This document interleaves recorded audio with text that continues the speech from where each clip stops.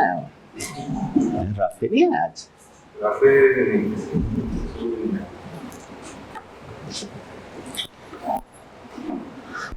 जी, investment appraisal हम लोग कर रहे थे।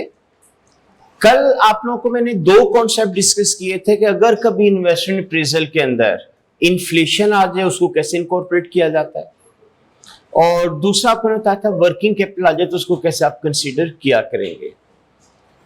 अब एनपीवी के अंदर एक आखिरी चीज जो रह गई है वो है टैक्स।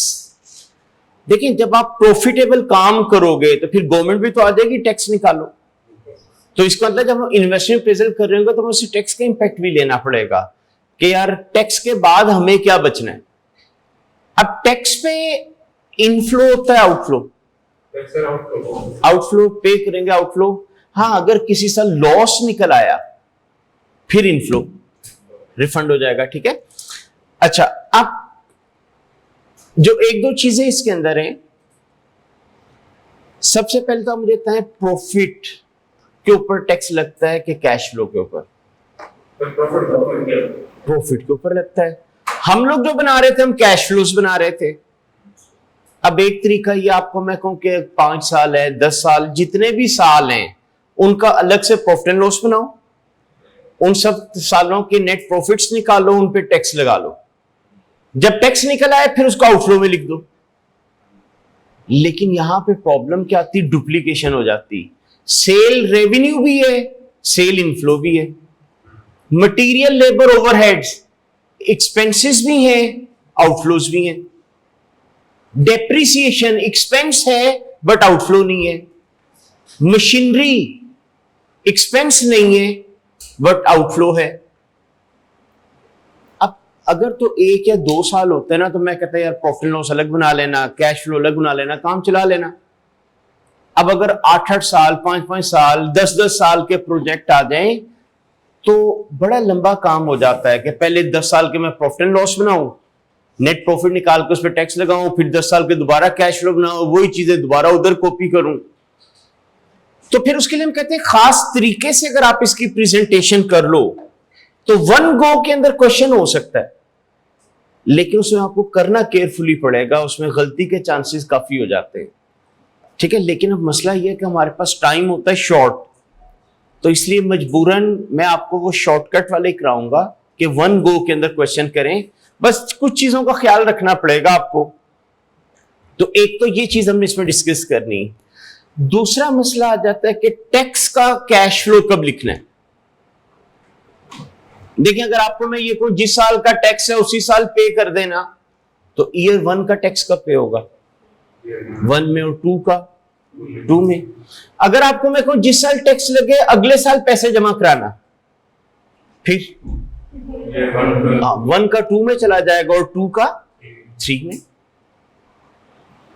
अच्छा, अब आप लोगों के पेपर में अभी तक ये वर्डिंग नहीं यूज की एग्जामिनर ने, एसीसी के एग्जामिनर ने यूज की है।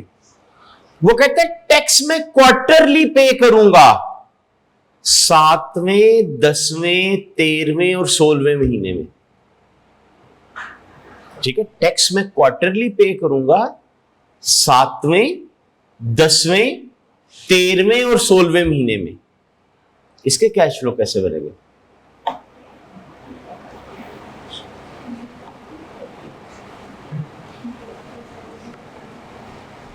जी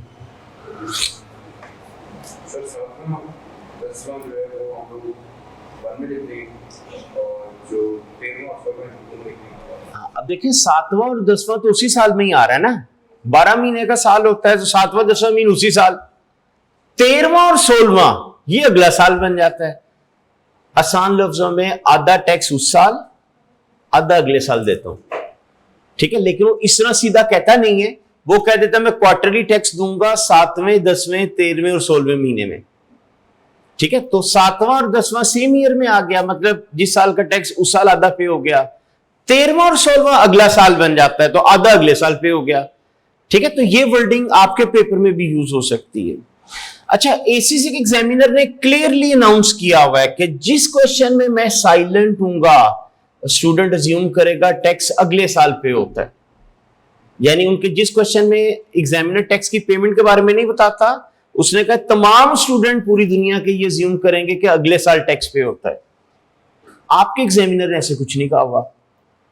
लेकिन आई कैप का अगर हम पास्ट पेपर्स के जो सॉल्यूशंस देखें तो वो जब साइलेंट होता है ना तो वो ज्यूम करता है जिस साल का टैक्स है उसी साल पे हो गया, ठीक है। अदरवाइज जैसे इंस्ट्रक्शन दे उसको फॉलो कर दे। तो ये आपने इसमें याद रखना है। अच्छा, आई कैप के ना सॉल्यूशंस जब मैं कराऊंगा तो एक दो सॉल्यूशन में एरर्स हैं, तो वो इंशाल्लाह फिर मैं उधर आपको पॉइंट आउट करा दूंगा। जैसे एक क्वेश्चन था कोई, उसमें उसने ये कहा हुआ था अगले साल टैक्स पे करता हूं, तो पहले साल का टैक्स कब पे हुआ? दूसरे में, दूसरे का तीसरे में। अब अगर प्रोजेक्ट की लाइफ 5 साल थी तो 5वें का टैक्स कब पे होना है? 6 में। उसने क्या किया, उसको 5वें में ही आउटफ्लो शो करा दिया कि जी आखिरी साल है। मसला है इस प्रोजेक्ट का साल आखिरी है, कंपनी का आखिरी साल तो नहीं है। कंपनी के तो उधर हेड्स चलते रहने, ठीक है, तो इसलिए वो छठे में जाना होता है। तो ये आई कैप के उसमें एरर है। तो उस तरह नहीं आप लोगों ने करना है कि जी उसी साल पे करना है। वो कई स्टूडेंट सोल्यूशन देख के उस तरह का करना शुरू कर देते हैं, तो आप लोगों ने नहीं करना, जो प्रॉपर तरीका उसको फॉलो करना है। अच्छा, उस दिन मैंने आप लोगों को डिस्कस किया था कि अगर इंटरेस्ट ऑन मनी बोरो दिया जाए तो क्या कैश फ्लो में उसका आउटफ्लो लिखेंगे या नहीं? नहीं लिखेंगे। आपने ने कहा था जो डिस्काउंटिंग फैक्टर होता है वो रेट ऑफ इंटरेस्ट उसमें होता है, तो इसलिए डबल काउंट हो जाएगा, तो आपने नहीं लेना।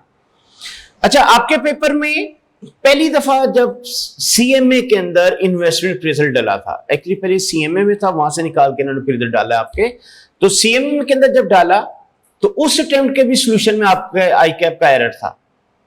मसलन उसने कहा जी प्रोजेक्ट के लिए फॉर एग्जांपल 10 मिलियन चाहिए, 5 मिलियन मैंने लोन ले लिया। उसने कहा कि 5 मिलियन लोन को इनफ्लो शो करा दिया, फिर उसने कहा जी 2 साल बाद वापस कर दिया, उसने 2 साल बाद आउटफ्लो शो करा दिया। जितने भी प्रोजेक्ट्स आप करते हो उन सब का पैसा कहीं ना कहीं से अरेंज होता है। तो क्या आज तक कभी आप लोगों ने लिखा है मैंने लोन अरेंज किया तो आउटफ्लो? तो वो नहीं आते होते। ये आई कैप के सॉल्यूशन में एरर था कि उसने लिख दिया हुआ था, पहले उसने इनफ्लो लिखा, बाद में वापस किया आउटफ्लो लिखा। हाँ, जो second last third last time का क्वेश्चन था उसमें फिर उसने ठीक कर दिया, फिर अब उसने नहीं लिखा था, ठीक है। तो बता मैं इसलिए रहा हूं कि फिर स्टूडेंट सॉल्यूशन देखते हैं एक में लिखा एक में नहीं लिखा, तो वो अपनी तरफ से कोई असम्पशन बनाने की कोशिश करता है, अच्छा ये कहा होगा तो करना है वरना नहीं करना। इस तरह नहीं है। हम जितने भी प्रोजेक्ट अप्रेस कर रहे होते हैं ना, इन सबका पैसा कहीं ना कहीं से आता है। तो हमने तो कभी किसी में आउटफ्लो या इनफ्लो नहीं लिखा उसको, तो इसलिए अगर वो जानबूझ के बता दे, जैसे उसने कहा था इंटरेस्ट ऑन मनी बोरो पे किया, वो भी उसने जानबूझ के दिया था, स्टूडेंट लिखता है कि नहीं लिखता, तो इसलिए वो आप लोगों ने नहीं लिखने होते। तो बहरहाल वो इंशाल्लाह जैसे जैसे अटेम्प्ट के क्वेश्चन में कराता जाऊंगा, जिनमें मसले हैं वो फिर मैं आपको ठीक करा दूंगा। तो अब बात ये हुई कि टैक्स लगना है प्रॉफिट की फिगर के ऊपर और एनपीवी निकलनी है कैश फ्लोज की। या तो डबल डबल काम करें और टाइम जाया करें, या फिर थोड़ा एहतियात के साथ करके कम वक्त में क्वेश्चन कर लें, ठीक है। तो उसके लिए हमें करना पड़ेगा। अच्छा, आप मुझे बताएं, डेप्रिसिएशन का भी मैंने जिक्र किया था, तो एक्सपेंस होता है ना, अकाउंटिंग डेप्रिसिएशन मुझे माइनस करनी चाहिए कि टैक्स डेप्रिसिएशन? Tax depreciation. अच्छा, आई कैप ने जो पहली अटेम्प्ट में क्वेश्चन डाला था ना, उसने कहा था काउंटिंग डेप्रिसिएशन का रेट इतने %, टैक्स वाले का इतने %। अब कई स्टूडेंट रिपोर्टिंग 2 वाला काम कर रहा है, IAS 12 वाला, कि जी उन्होंने कहा कि जी अच्छा पहले तो अकाउंटिंग प्रॉफिट निकालना है तो उसको अकाउंटिंग डेप्रिसिएशन माइनस कर दी, फिर उन्होंने कहा नहीं अब टैक्स वाले तो टैक्स वाली डेप्रिसिएशन मानते हैं, वो अकाउंटिंग वाली ऐड की, फिर टैक्स वाली माइनस की, ठीक है। ये रिपोर्टिंग में ऐसा काम चलता है। इधर तो हमने डिसीजन पास करना है, क्यों आप लोग डबल डबल काम करते हैं? तो आसान तरीका क्या है, सीधी कौन सी डेप्रिसिएशन माइनस करो? टैक्स वाली माइनस करो, ठीक है। तो ये कुछ चीजों का ना हमें ख्याल रखना पड़ता है।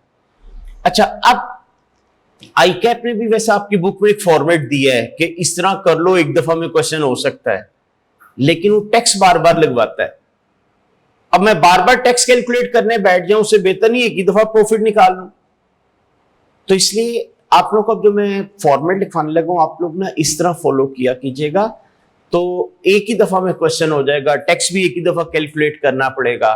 ठीक है, बाकी अगर आप मुझे कहो नहीं जी मैं प्रॉफिट अलग निकाल के टैक्स लगाऊंगा तो भी मसला कोई नहीं, आपको जी जो आई कैप ने कहा मैं वो फॉर्मेट फॉलो करूंगा वो कर लें तो भी मसला कोई नहीं, लेकिन टाइम आप लोगों का ज्यादा लगेगा।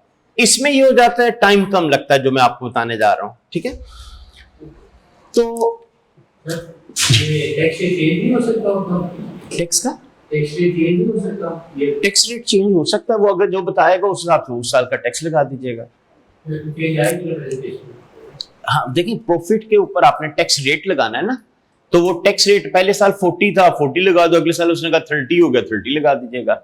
लेकिन क्योंकि गवर्नमेंट ने बिफोर टाइम रेट अनाउंस नहीं किए होते, अब मुझे तो नहीं पता आई का है जो एफबीआर है वो अगले साल क्या रेट कर देगा, 2 साल बाद क्या कर देगा, इसलिए फिर हम लेटेस्ट वाला यूज करते हैं प्रैक्टिकली। अच्छा जी, तो अब इसके अंदर ना इंप्लीकेशन ऑफ टैक्स हम देखने लगे हैं कि टैक्स की क्या ट्रीटमेंट हुआ करेगी।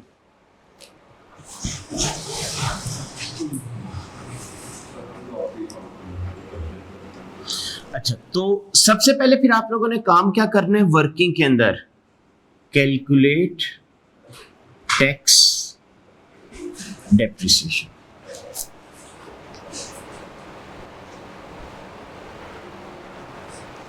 ठीक है, सबसे पहले आप लोगों ने क्वेश्चन पढ़ने के बाद वर्किंग के अंदर टैक्स की डेप्रिसिएशन निकाल लेनी है। आपको पता है नॉर्मली टैक्स वाले कौन सा रेट यूज करते हैं, कौन सा मेथड यूज करते हैं, रिटर्न डाउन करते हैं। ठीक है, रिड्यूसिंग बैलेंस मेथड चलता है टैक्स वालों के मुताबिक, तो इसलिए मोस्टली वो आपको क्वेश्चन में रिटर्न डाउन कहेगा। स्ट्रेट लाइन हो ना तो हर साल की डेप्रिसिएशन बराबर आ जानी, काम आसान हो जाता है। रिटर्न डाउन के लिए हर साल की डेप्रिसिएशन निकालनी पड़नी है। तो पहला स्टेप आप लोग क्या कर लिया कीजिएगा, टैक्स डेप्रिसिएशन कंप्यूट कर लें। 5 साल है 5 साल की निकाल लें, 4 साल का प्रोजेक्ट है 4 साल की निकाल लें। उसके बाद सेकेंड स्टेप जो हम लोग लिया करेंगे, prepare net cash flows and calculate NPV.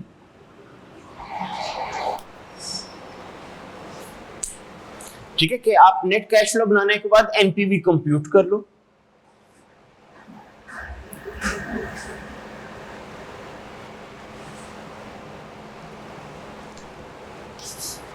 अब क्वेश्चन समझ में आता है वो टैक्स किस पे लगाऊंगा। तो जब कैश फ्लोज बनाएंगे उस वक्त कैश फ्लो बनाने में आपने थोड़ी सी एहतियात करनी होगी। वो जो आपको कह रहा हूं ना गलती के चांसेस होंगे, थोड़ा केयरफुली करना पड़ेगा आपको। तरीका ये होगा, ईयर आ गया मतलब 0 1 2 3 जितने भी साल है। अभी मैंने आपसे पूछा था टैक्स कैश फ्लो पे लगता है कि प्रॉफिट पे, तो आप लोगों ने कहा था किस पे लगता है, प्रॉफिट पे। प्रॉफिट की फिगर कैसे निकलती है, हाँ, यानी रेवेन्यू में से एक्सपेंसेस माइनस कर लो, एक्सपेंसेस के अंदर डेप्रिसिएशन भी आ जाती है। तो आपने जब कैश फ्लोज बनाने एहतियात ये करनी है कि सिर्फ पहले वो कैश फ्लोज लिखने हैं जो या इनकम है या एक्सपेंस है। ठीक है, यानी पहले कल तक मैंने आपको क्या कहा था, क्वेश्चन की तरतीब से चलो गलती ना हो जाए। टैक्स जब आ जाएगा तो फिर हमें क्या करना पड़ता है, हम कहते हैं कि आप लोग पहले जस्ट इनकम और एक्सपेंसेस लिखो और एक्सपेंसेस के अंदर डेप्रिसिएशन भी लिख देना। फायदा क्या होगा इससे, प्रॉफिट निकल आएगा, तो प्रॉफिट में मैं टैक्स रेट लगा के टैक्स निकाल लूंगा, उस टैक्स को मैं आउटफ्लो में लिख दूंगा। उसके बाद अपने प्रॉफिट को कन्वर्ट करूंगा कैश फ्लोज के अंदर। कैसे कि वो जो डेप्रिसिएशन माइनस की थी वो एक्सपेंस तो था बट आउटफ्लो तो नहीं था, उसको क्या करना पड़ेगा, एड बैक। फिर वो जो मशीनरी की वैल्यू, वर्किंग कैपिटल की वैल्यू, जो एक्सपेंस वगैरह नहीं थे, इग्नोर किया हुआ था, अब उनको भी तो कंसीडर करना पड़ेगा। ठीक है, तो आपको मैंने कहा कि पहले जब कैश फ्लो बनाएंगे तो सिर्फ इनकम और एक्सपेंसेस लिखनी है ताकि प्रॉफिट निकल आए, आप उस पर टैक्स लगा लो। उसके बाद अपने प्रॉफिट को कन्वर्ट कर दो कैश फ्लोज के अंदर और आगे एनपीवी निकाल के खत्म कर दो। मसलन हम लोग क्या करेंगे, मैं आपको कहूंगा यार पहले सेल्स ले लो, ईयर 1 की कितनी है, 2 की कितनी है, 3 की कितनी है, ठीक है। Material cost, labour cost, variable overheads, attributable fix cost और even tax depreciation. Sir factory भी होती है, उससे फिक्स कॉस्ट भी बनेगी, लोग तो प्रॉफिट फिक्स करता है। आप लोग क्या यही एक प्रोजेक्ट बना रहे हो?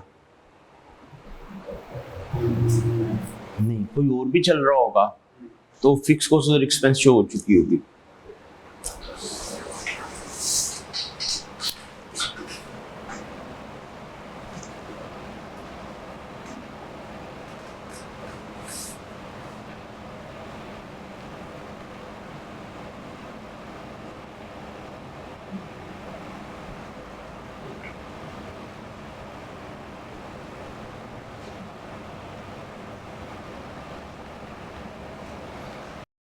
अब जब मैं यहां तक करके वैल्यूज निकालूंगा,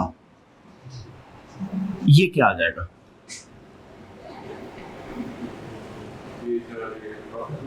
कौन सा प्रॉफिट? ये टैक्सेबल प्रॉफिट आ जाएगा। अब आप इस पे लगा लोगे टैक्स एट द रेट, जो भी उसने कोई परसेंटेज आपको दियो, और जिस साल आउटफ्लो होना है उसमें लिखिएगा। अगर आपको मैंने कहा था अगले साल पे किया करता हूं, 1 वाला कब लिखेंगे? 2 में। अगर आपको मैं को सेम ईयर पे करता हूं तो फिर सेम ईयर में।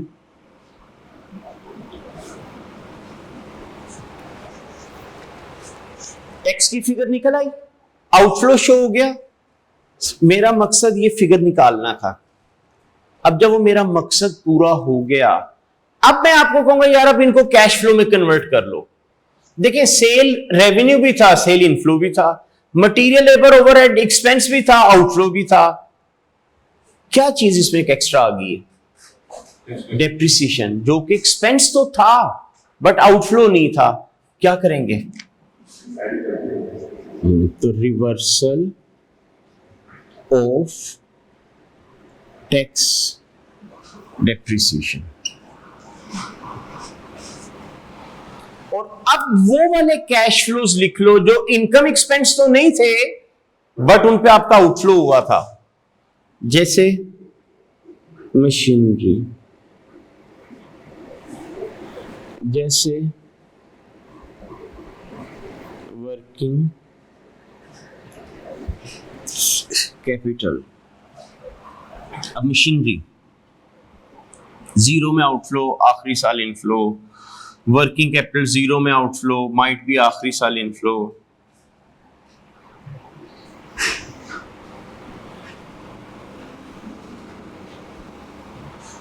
अब जब आप इनका टोटल करोगे तो ये क्या निकल आएगा?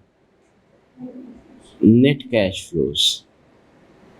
ठीक है, फिर हम इस पे लगा लेंगे फैक्टर, जो भी उसने कोई रेट दिया, उनकी प्रेजेंट वैल्यू, उनकी एनपीवी।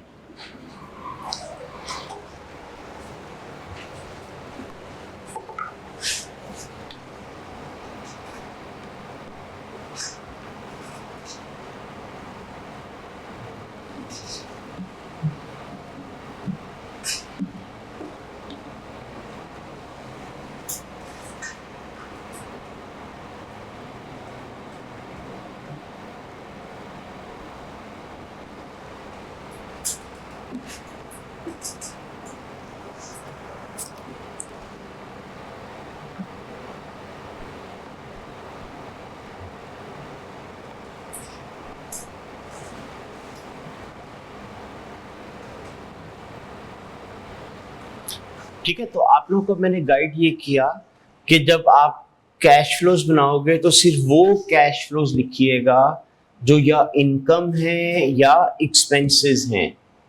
हाँ, जब पेपर के मैं क्वेश्चन कराऊंगा ना, तब फिर इसमें मैंने आपको कहा ये एहतियात वाला काम है, इसमें गलती के चांसेस होंगे आप लोगों के। थोड़ी प्रैक्टिस करनी पड़ेगी। जब इंशाल्लाह पास्ट पेपर के क्वेश्चन वगैरह स्टडी टेक्स्ट वाले क्वेश्चन कर लेंगे तो काफी हद तक इंशाल्लाह आप लोग इस पे ग्रिप कर जाओगे। गलती क्या हो सकती है? इनकम एक्सपेंस जिस ईयर का होता है उसी में लिखा जाता है। अगर आप लोगों को मैं कहूं कि यार मटेरियल में एडवांस में खरीदता हूं, पहला आउटफ्लो मटेरियल का कब आना है? जबकि वो एक्सपेंस किस साल का है? पहले का। तो जब आप लोगों ने टैक्स निकालना होगा उस वक्त आप देखेंगे मैं मटेरियल 1 में लिखवाऊंगा, और एंड पे जाके जब आप मुझे कहोगे इसको कैश फ्लो बना लो, तो फिर 1 में रिवर्स करूंगा और 0 में आउटफ्लो में लिखूंगा। हाँ जी, रिवर्स भी करना पड़ेगा, जो माइनस के वापस ऐड भी करने पड़ेंगे। ठीक है, तो ये मैं इसलिए बता रहा हूं कि इसमें थोड़ा सा ये गलती के चांसेस होते हैं, ये आपने केयरफुली करना है। एक दो क्वेश्चन में उसने ये मसले डाले हैं, वो आप देखेंगे। फिर जब मैं किया करूंगा मैं रिवर्स करूंगा। अब आई कैप ने ना दूसरा तरीका फॉलो किया होगा। वो क्या करेगा कि मटेरियल के ऊपर टैक्स लगना है ना, लेकिन वो एक्सपेंस किस साल का है? 1 का मटेरियल, लेकिन उसका आउटफ्लो कब आना है? 0 में। वो क्या करेगा, वो पहले मटेरियल लिखेगा ही नहीं। तो जब प्रॉफिट निकला, क्या उसमें से मटेरियल माइनस हो चुका था? नहीं। वो फिर क्या करता है, वो कहता है हर साल की मटेरियल के ऊपर देखो टैक्स कितना बनता था। ठीक है, हर साल के जो मटेरियल है, मतलब ईयर 1 का मटेरियल खरीदा कब, तो उसने आउटफ्लो तो उसका 0 में लिखा होगा, लेकिन वो कहेगा इसका टैक्स बनता कितना था। फर्ज करें ₹1,00,000 आपका मटेरियल था और 35% टैक्स रेट है 35,000। वो 35,000 को कहेगा यार ये जब मैं इसको एक्सपेंस शो कराता ईयर 1 का, तो उससे मेरा ईयर 1 का प्रॉफिट कम हो जाता, उसे टैक्स की बचत हो जाती, वो उसको अलग से टैक्स रिलीफ के तौर पे ऐड कराता है। ठीक है, तो बताने का मतलब है वो फिर क्या करेगा, ऐसे जितने मसले आएंगे उन सबके टैक्स अलग अलग निकलवाएगा, तो उसमें ज्यादा आप लोगों का टाइम वेस्ट होता है। इसलिए आप कहने का था आप इसी तरह कीजिएगा। जब वो क्वेश्चन उस तरह के आएंगे ना, फिर मैं आपको बता दूंगा एडजस्टमेंट कैसे करनी। लेकिन ये काम थोड़ा एहतियात वाला है। जहां आपने थोड़ा सा गलती की, मतलब जल्दी में आपने मशीनरी की वैल्यू ऊपर लिख दी, क्वेश्चन गलत हो जाना है। सारे नंबर तो नहीं कटते? नहीं, वो टैक्स की फिगर के कटेंगे। तो ये इसमें ना हमें थोड़ी सी एहतियात की एक जरूरत पड़ा करेगी। अब एक छोटी सी एग्जांपल ले लेते हैं।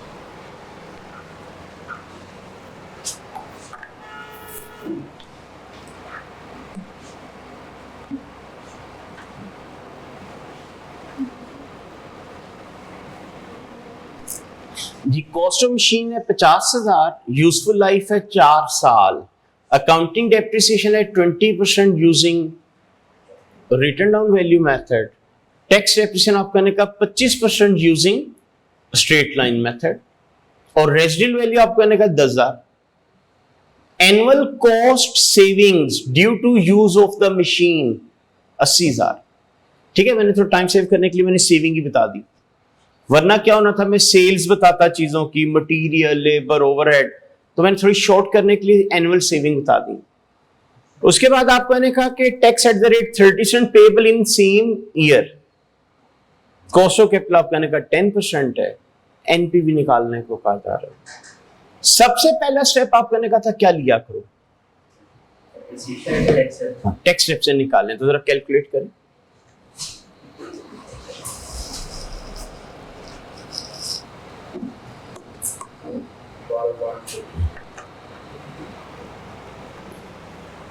अच्छा चलिए आप ऐसा कर लें, इसको रिटर्न डाउन ही कर लें।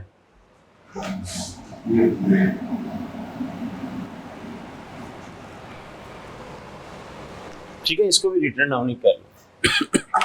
अकाउंटिंग वाली डेप्शन का यूज है नहीं, उसको छोड़े, लेकिन टैक्स वाली कैलकुलेट करें हम हर साल की।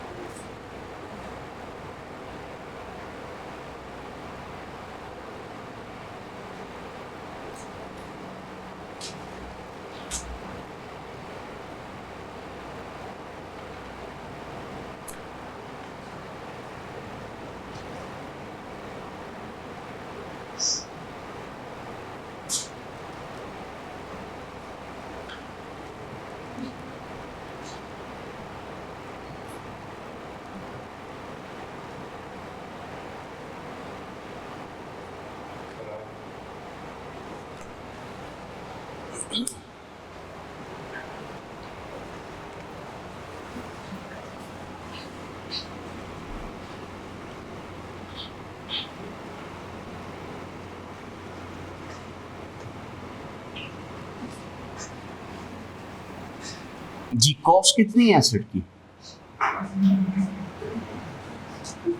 50,000। फर्स्ट ईयर जब आप इसको डेप्रिशिएट करोगे एट द रेट 25%, वो किसका लोगे? 50,000 तो 12,500 माइनस किया तो 37,500। सेकेंड ईयर जब 25% लेंगे वो किसका होगा? बुक वैल्यू का। तो देखें कितना आया, 9375 माइनस कर लें 28,125। थर्ड ईयर कितना आया? 7031 माइनस कर लें। 21,094। अब आ गया चौथा साल, fourth year, last year of life. Last year of life के लिए शॉर्टकट ये है, रेट से ना डेप्शन निकालो, स्क्रैप से ओवर एंड अबव जितनी अमाउंट है उसको सारी को डेप्शन शो करा दो। ठीक है, यानी जब चौथा साल आया तो आप रेट से ना डेप्शन निकालो, आप देखोगे यार इसकी रेजिडुअल वैल्यू कितनी है।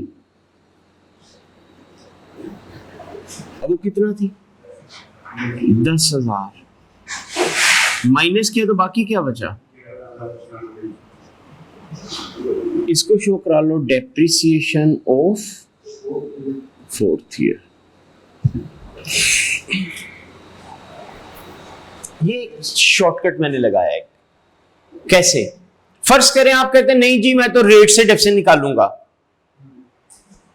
तो फिर आपने क्या करना था? 21,094 रुपए का 25% लेना था। जरा लें कितना आता है?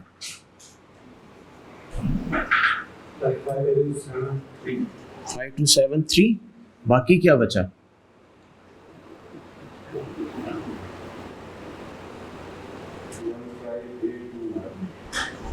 15821।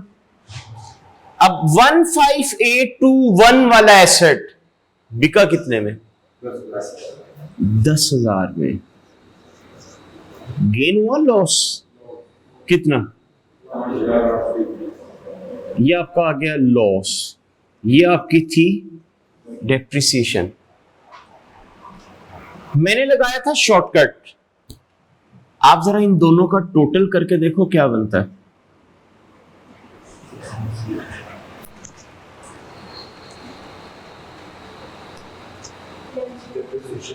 वही आई। देखिए, मैं डेप्रिसिएशन के नाम से एक्सपेंस लिखूं या लॉस के नाम से लिखूं, जाना तो एक्सपेंस नहीं है ना। इसका फायदा ये हो जाता है आपको गेन या लॉस अलग निकालने की जरूरत नहीं पड़ती। अदरवाइज क्या होता है, आप इस तरह रेट से निकालोगे, फिर आपको अलग से gain on disposal, loss on disposal निकालना पड़ेगा, फिर उसको अलग से इनफ्लो या आउटफ्लो के तौर पे लेना पड़ेगा। तो ये एक शॉर्टकट हो जाता है कि आप स्क्रैप से फालतू जितनी अमाउंट बचे ना आखिरी साल में, वो उसको डेप्रिसिएशन शो करा दो। ये दरअसल डेप्रिसिएशन नहीं है, ये depreciation plus loss on disposal और माइनस गेन ऑन डिस्पोजल होगी। एक वक्त में लॉस भी आ सकता है और गेन भी हो सकता है ना। तो अगर गेन हुआ तो लेस हो गया होगा, लॉस होगा तो ऐड हो गया होगा, तो उससे ही थोड़ा सा फायदा हो जाता है। इसलिए फिर हम लोग ना अक्सर, मैं आपको इस तरह का शॉर्टकट लगाऊंगा ताकि वो कम वक्त में क्वेश्चन मैनेज हुआ करे। अच्छा जी, अब टैक्स डेप्रिसिएशन तो हमने निकाल ली।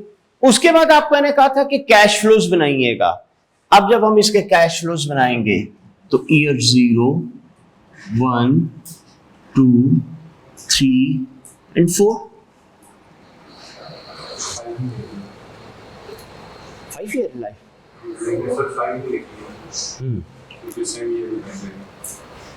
अच्छा जी, आपको मैंने कहा था जब कैश फ्लोज लिखोगे तो क्या एहतियात करनी, पहले कौन से कैश फ्लोज आएंगे?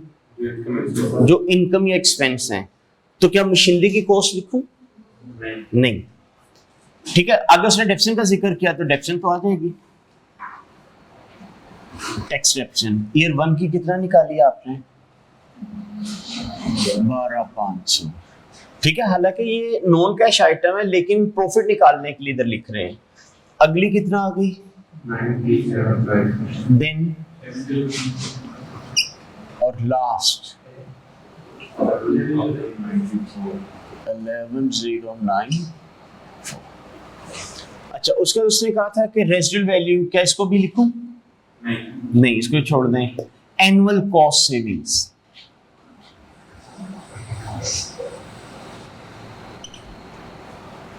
अब वो उसने आपको दी हुई है 80,000। ये तो इनफ्लो होगा ना, सेविंग्स है। ठीक है, ये आपका ने कहा मैंने सिर्फ टाइम बचाने के लिए सेविंग्स बता दी, वरना मैं सेल, मटेरियल, लेबर कहता तो लंबा काम हो जाना था थोड़ा। पेपर में बहरहाल वो अलग अलग ही बताएगा। ये तो अभी मैं प्रोसेस समझा रहा था, मैंने इसलिए छोटी सी एग्जांपल बनाई। उसके बाद टैक्स रेट दे रहा है। टैक्स रेट के लिए पहले प्रॉफिट पता होगा तो टैक्स लगेगा ना। क्या इसके अलावा और कोई इनकम एक्सपेंसेस क्वेश्चन में आई? नहीं। तो यहां तक हम इसको करते हैं क्लोज, और यहां से निकल आएगा टैक्सेबल प्रॉफिट। अच्छा, साथ ही हम लोग लिख लेंगे टैक्स। टैक्स का रेट क्या आपका? करना क्या है, आपने पहले कैलकुलेटर पे प्रॉफिट की फिगर निकालनी। देखिए कितना आई,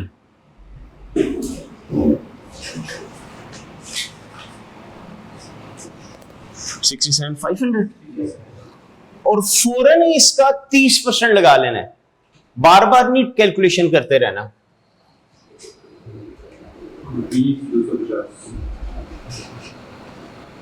अगर उसने सेम ईयर का आउटफ्लो शो करा दो, अगले साल का होता तो ये टैक्स की फिगर में ईयर 2 में लिख देता।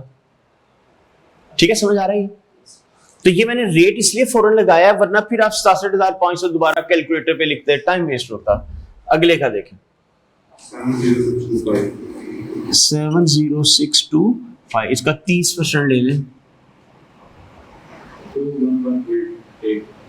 88। अगला निकालें,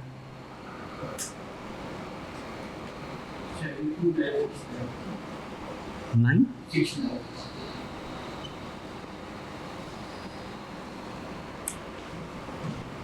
इसका 30%। 21891. नेक्स्ट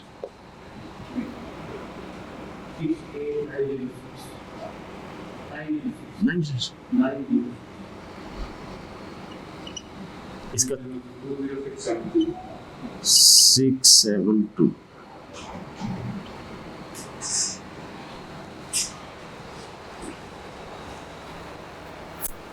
ठीक हो गया यहाँ तक। Yes. फिर आप कहने का था इसको कन्वर्ट कर लीजिएगा कैश फ्लोज में। उसके लिए पहला काम क्या करना है? Fixed depreciation. हाँ जी।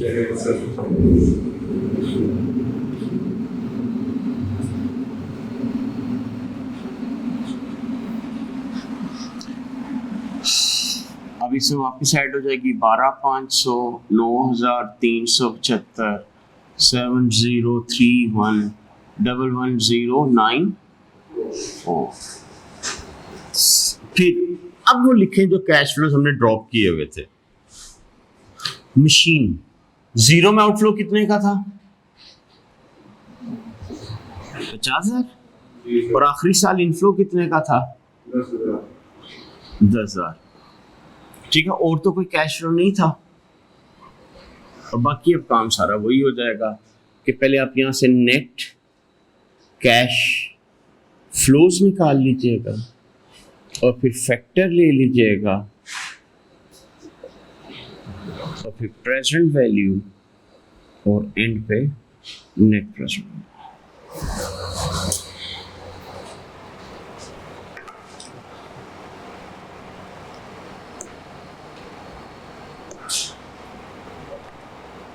अभी आपने किसी का स्टडी टेक्स्ट पढ़ा है इसका? अच्छा, आप लोगों का ना उसमें इसका चैप्टर होगा, आखिरी चैप्टर है। हाँ जी, वही। उसके ना उसने एंड पे दिए होंगे सेल्फ टेस्ट क्वेश्चंस। या सेल्फ टेस्ट ना भी कीजिएगा, उसके अंदर एग्जांपल्स हैं। कोई मेरे ख्याल 50-60 एग्जांपल्स उसने दी हुई है। वो छोटी छोटी से शुरू करके तो आगे डिटेल में क्या है। अभी सॉफ्टवेयर पड़ा है आपके पास? देखा ना, नंबर ही बता दूं वरना अलग अलग करते रहोगे।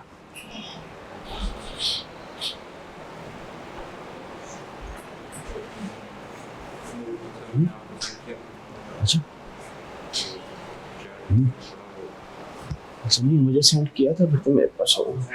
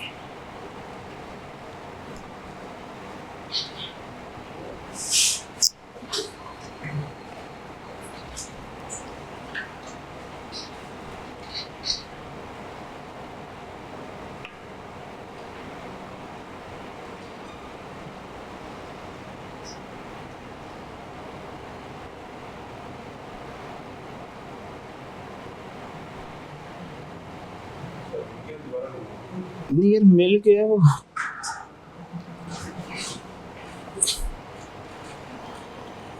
पेज एंड पे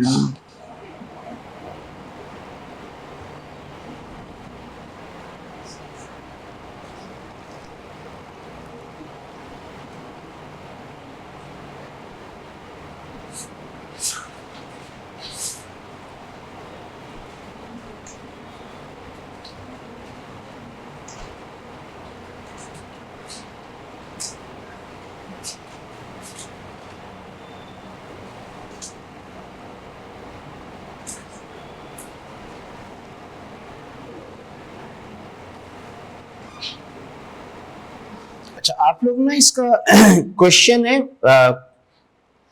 सेल्फ टेस्ट क्वेश्चन 2 वालेका लिमिटेड, पेज है यार 502। हाँ जी, ठीक है, वालिका लिमिटेड के नाम से स्प्रिंग 2018 का क्वेश्चन है ये। इसको आप लोगों ने ट्राई करना है।